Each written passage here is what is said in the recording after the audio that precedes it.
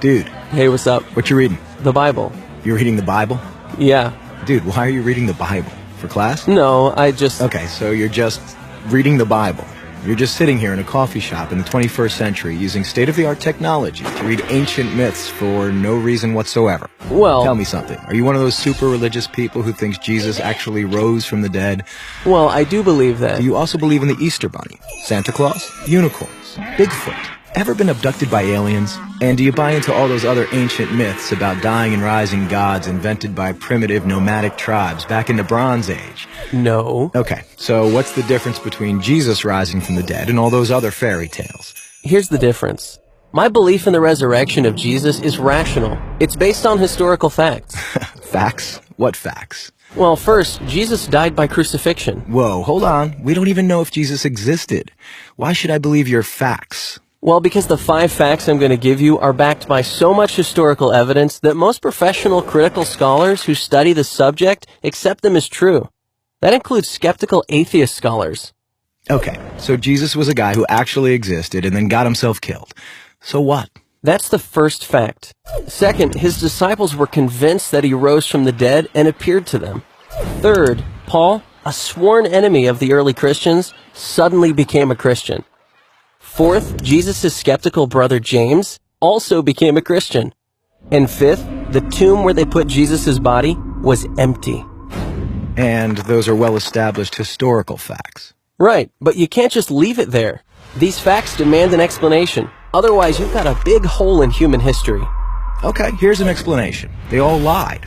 It was a conspiracy, the most monumental prank ever perpetrated. His followers stole his corpse from the tomb and then started telling everybody he was alive. That's the conspiracy theory.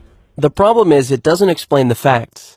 How do a few spineless fishermen, cringing in fear for their lives, subdue a bunch of well-armed, professional Roman guards, roll away a 2-ton stone, steal a body, then hide it from a city swarming with people trying to find it? And why would they do it? The disciples had absolutely nothing to gain by lying about Jesus' resurrection. In fact, they were persecuted, and we have good historical evidence that 5 of them were martyred because of their claim that Jesus rose from the dead. Apparently not a single one of them ever recanted. People don't willingly die for something they know isn't true. They were there. They knew whether it was true or not. All right, another theory. The disciples thought they saw Jesus alive after he died, but it was just wishful thinking. They were stressed and just kind of hallucinating. The hallucination theory also lacks explanatory power. 500 witnesses saw Jesus at the same time, and the disciples touched him. Psychologists have shown that hallucinations don't work like that, nor does this explain the empty tomb. Okay, look, maybe there's some other explanation, but the bottom line is dead people stay dead. Rising from the dead would be a supernatural event, a miracle, and science has proven that miracles don't happen. Oh, really? When did that happen? I don't know.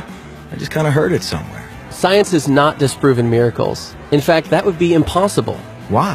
Science deals exclusively with natural phenomena, physical matter and material processes, right? Yeah. But a miracle, by definition, is not a natural phenomenon.